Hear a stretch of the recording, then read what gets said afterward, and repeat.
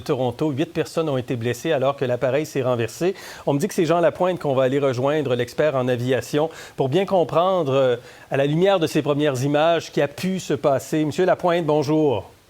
Oui, bonjour, M. Filion. Alors, c'est vraiment les premières images, ce sont des informations parcellaires quand même. Qu'est-ce que vous pouvez nous dire de ce que vous venez de voir là?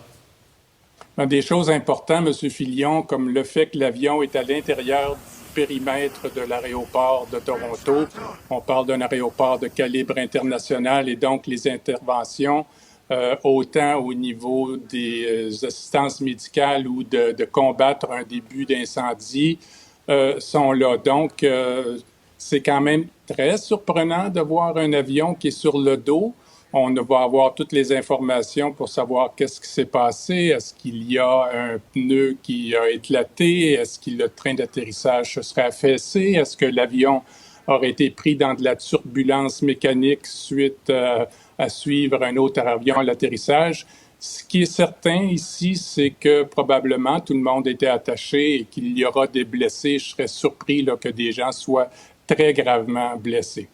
Est-ce que la météo peut avoir joué un rôle? Le vent, par exemple, que nous avons aujourd'hui, ça peut paraître étonnant que le vent puisse transporter un appareil et le retourner à l'envers, mais est-ce que ça pourrait être en cause? Ça peut être un élément contributif. C'est la première chose que j'ai regardée lorsqu'on m'a appelé. Donc, la visibilité, elle est bonne, mais les vents sont de l'ouest à 20 nœuds avec des bourrages jusqu'à 35 nœuds. Donc, on parle entre 40 et 70 km à l'heure.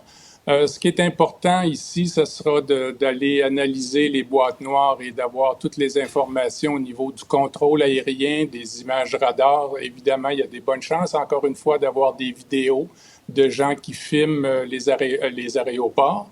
Mais ce qui est la bonne nouvelle ici, là, c'est qu'on voit que tout le monde a été probablement évacué et grâce aux ceintures de sécurité, là, si tout le monde était bouclé, c'est quand même désagréable de se retrouver dans cette position-là, mais je pense qu'on devrait être en mesure de savoir la raison, mais ça a dû arriver de façon très brusque parce qu'on voit clairement que l'aile droite, celle qui est arrosée présentement, là, elle n'est pas attachée à l'avion. On voit les quatre extrémités quand même, le devant, l'arrière de l'avion, l'aile gauche est là aussi. On l'a vu sur un autre bout de film.